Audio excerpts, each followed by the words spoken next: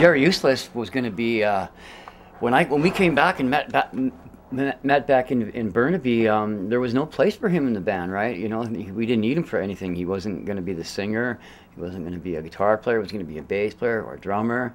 He had to find his niche. And I thought, well, you know, really what I need to do is I need to buckle down here and get a Fender Rhodes electric piano and really get serious about learning and playing piano properly in the band. Right. So that was my goal. We had to get better gear and stuff like that, right? So me and Gerry decided that, well, Gerry's brother worked for the railroad, and all of a sudden, out of blue, and just like that, we was like, you guys want a job on the railroad? And it was like, no, not really, but I guess we better. Next thing you know, me and Gerry out in Mission, you know, being drove out to Mission in the middle of the bloody night, and we put on this loading gang of rednecks and creepy guys from all over the north of BC and Alberta. They were completely uncivilized. They never even, I don't think they'd even smelled pot alone, let alone smoked it. They were younger than us. You know, they were younger than us and had long hair, but they were terrified of this weird stuff called weed.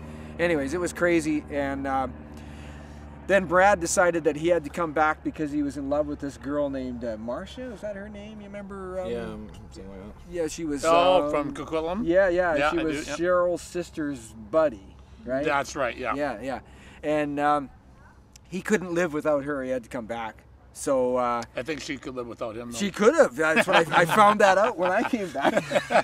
Anyways, so he ended up quitting the railroad, which left me in an incredibly awkward position because you know, here I was surrounded by all these rednecks that hated our guts, anyways, and I'm all alone on the railroad. So I thought, well, I don't think I'm going to do this. So I quit too. We were supposed to report to work on this at the end of a long weekend, and we did not show up. You guys, by that point, you guys were already starting to play a lot of punk rock, and you had Sex Pistols records, a couple of Sex Pistols records. You had some Iggy stuff. But Joe was the leader of the band again, right? It was his band again, and not that it wasn't before, but it was his band. But he had definite ideas of what we were going to do, and he produces these 3 or 4 singles and slaps them on the little 45 machine. This is where we're at now. This is what's happening, right?